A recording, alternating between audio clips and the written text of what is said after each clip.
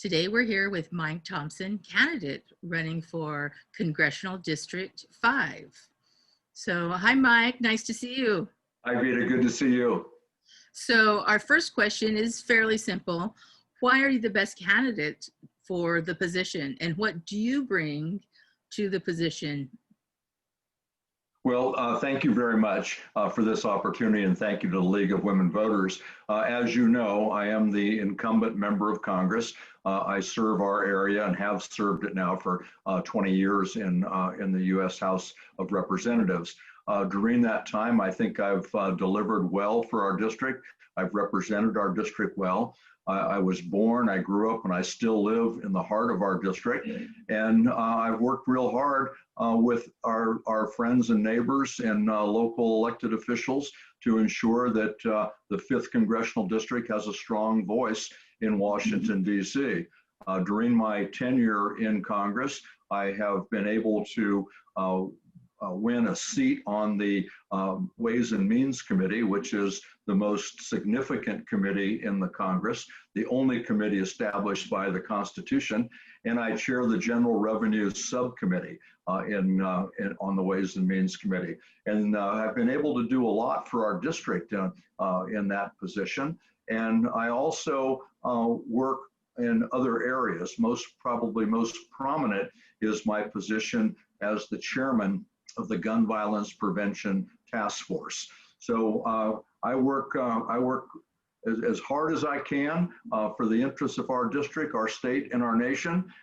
It's a true honor to be here, and I would appreciate and value and be humbled by voters returning me to Washington, D.C.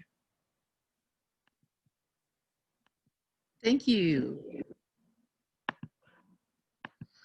So we know that the Delta and waterways are outside the 5th District, but you do vote on some bigger plans. And 2 of our refineries in the Delta are switching to renewable diesel production. How can the Bay Area refineries be supported in the move away from fossil fuels, including a just transition to their workforces? Well, great question. And our district is more tied to the Delta than many might think. Matter of fact, there are 2 cities within the District 5, Congressional District 5's jurisdiction that get the majority of their drinking water from the Delta. And that Delta is so important for their livelihood. That's why, in part, why I've been so participatory in the issues of water use in California. Not only because I used to represent the whole North Coast and salmon fishing, and that industry was so important, and not only because I represented agriculture in north of the Bay, where water is so important, and the rice growers that I used to represent also provide habitat for migratory birds. But we have 2 cities that draw their water from the Delta. And if there's poor water management, poor water policy, saltwater intrusion would really bother them. My tax bill that I just had passed out of the House provides incentive for companies like those refineries that you were talking about to convert to renewable energy. This is probably one of the biggest renewable energy steps that the U.S. Congress has ever taken. And we can get the Senate to do their job. We can get that bill passed, and it will be a real windfall for not only our district and our state, but the country. You're not coming in. I'm not hearing you. You have to unmute.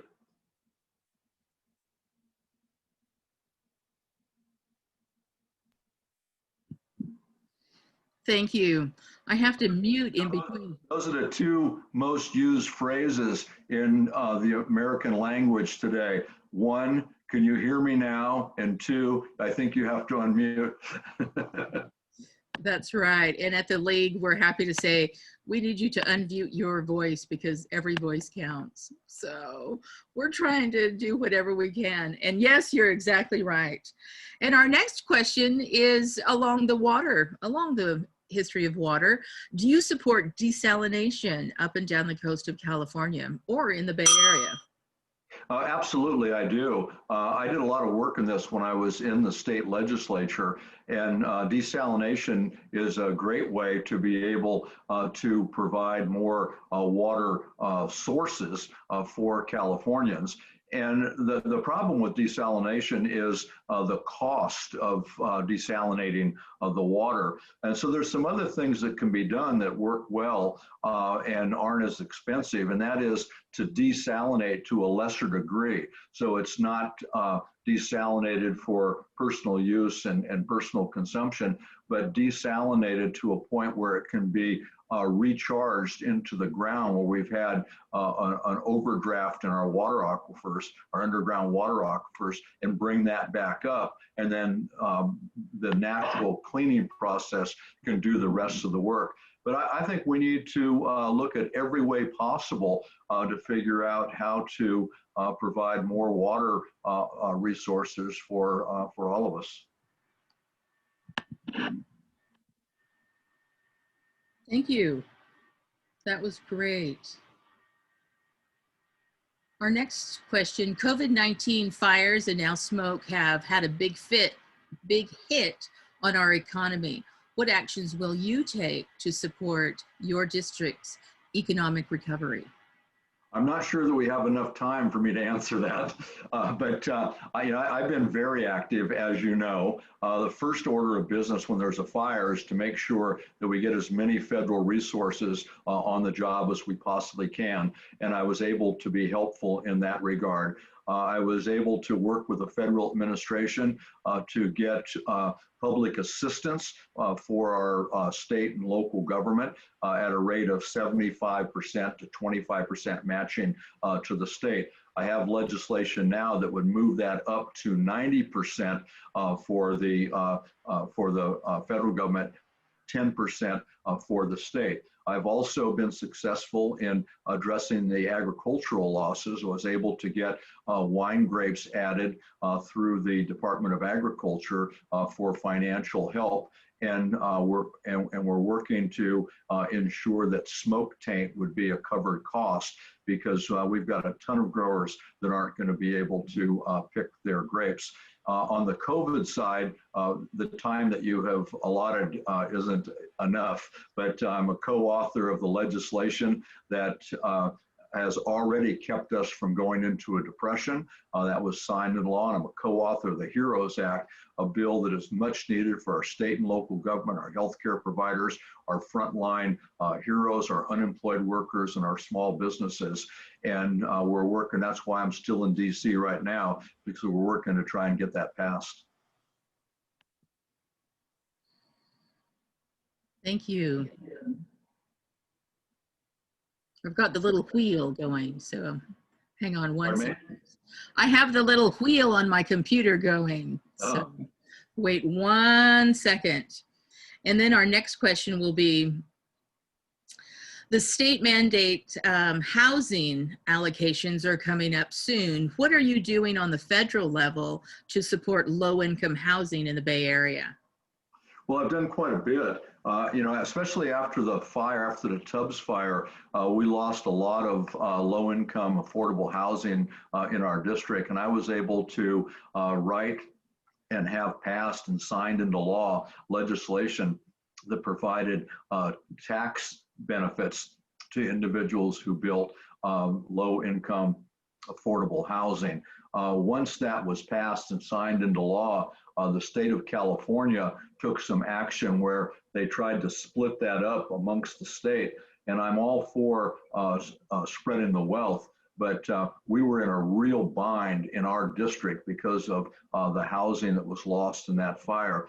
And I worked very closely with the state treasurer to ensure that those tax benefits and those resources stayed in our district, to make sure that we were able to provide to backfill for those houses that are lost. although I'm not on any of the committees of jurisdiction with housing, that's why I focus on the tax side, but I am also the co-author of a number of pieces of important legislation that have been introduced to provide more resources and more housing opportunities for individuals, not just in our district, but throughout our state and across the nation. If there is a Republican Senate and a Republican Congress, what will you do to cross the aisles to get some work done? Well, I think everybody knows that I will work with anybody for the benefit of our district, our state, and our country. And I have a long record of doing just that. We have a Republican Senate now, and I just had legislation passed yesterday out of the Senate dealing with natural resources. And it is an indication of how well I am able to work across the lines. But I believe that we're going to maintain a Democratic House of Representatives. And from the looks of the polls this morning, we're going to have a Democratic Senate as well. So I think that I'll work with Democrats or Republicans wherever they are on whatever issues are important to our country and to our district. And as I say, you know, I've proven that time and time again. And I always like to point to a bill that I had passed years back. It was a wilderness bill that designated 360,000 acres as wilderness on the north coast of California. And that bill I got through the Natural Resources in the House when Richard Pomba, who was against natural resources, was the chair. And then I had it signed into law by President George Bush. So that's just one indication of how well I work with anyone who will work with me.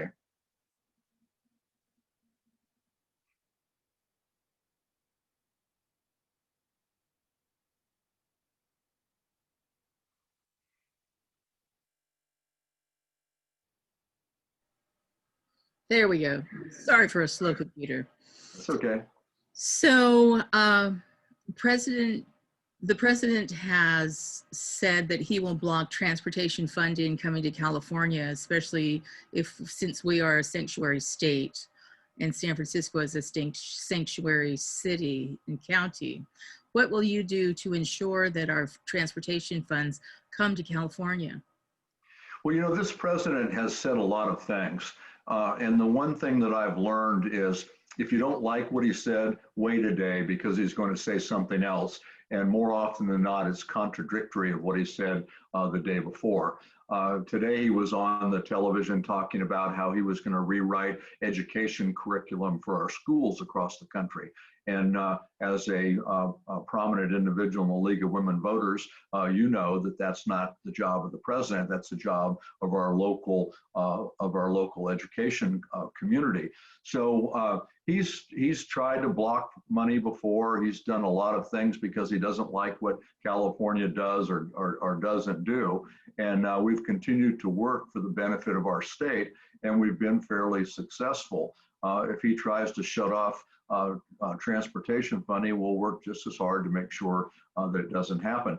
And, you know, this is also the president said we need to do transportation infrastructure. He ran on that promise, and he hasn't lifted a finger to do that. And I just want to point out that the Ways and Means Committee, upon which I'm on, had a big role in passing the infrastructure bill that we passed out of the House, and the Democratic-controlled House of Representatives passed that infrastructure bill over to the Senate. So we're going to do a lot of infrastructure in the next Congress because it doesn't look like this president's going to keep his promise and push for an infrastructure investment. We need it. It's important for our environment. It's important for our workforce. It'll create jobs and it will make our transportation much more safe. Thank you. And the last question is about immigration. We've heard some devastating news in Georgia about sterilizing women, and children and families are still not together. So what are you doing and what will you do to make sure that we know what's happening in our own country as far as immigration is concerned? And what sort of immigration reform would you suggest? Well, first and foremost, the House of Representatives and this democratically controlled House of Representatives has been very aggressive using our oversight powers on this president. And I don't think we can stop doing that. We have to continue on. It's our constitutional duty to do that. There's a mechanism there, and it's there for a purpose to make sure that no one is above the law and no one can run things to benefit themselves. You know, these guys are running things almost like a crime family run things. So we need to insist that our oversight duties are upheld, and we pursue those. And as far as immigration goes, you know that I am a longtime proponent of comprehensive immigration reform. I'm a co-author of the bill. I was also a co-author of the DACA bill. Our immigrants are a very, very important part of our community, our everyday life, and our success. And we need to make sure that the system works and it works for everybody. And I will continue to fight for that.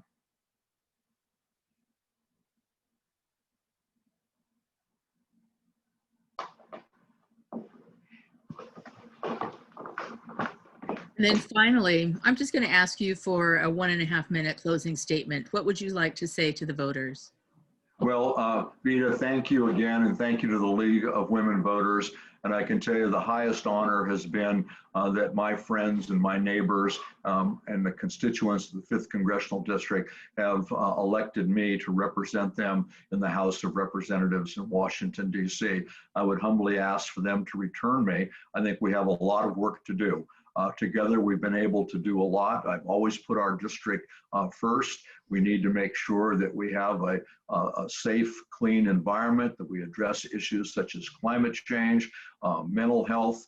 We work hard to create jobs for everybody, and that we have health care that's accessible and affordable for everyone. We've got to make sure our schools are top quality so our next generation of leaders have every opportunity to reach the levels that we had, that our parents and past generations provided for us. So I'm working hard for our district. I want to keep working hard for our district, and I value the relationship that we have.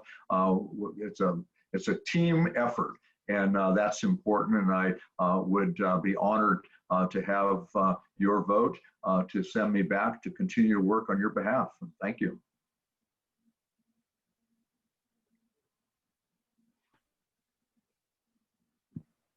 Thank you very much. And on behalf of the League of Women Voters, we want to remind you that the election is November the 3rd. Ballots will be mailed the week of October the 5th.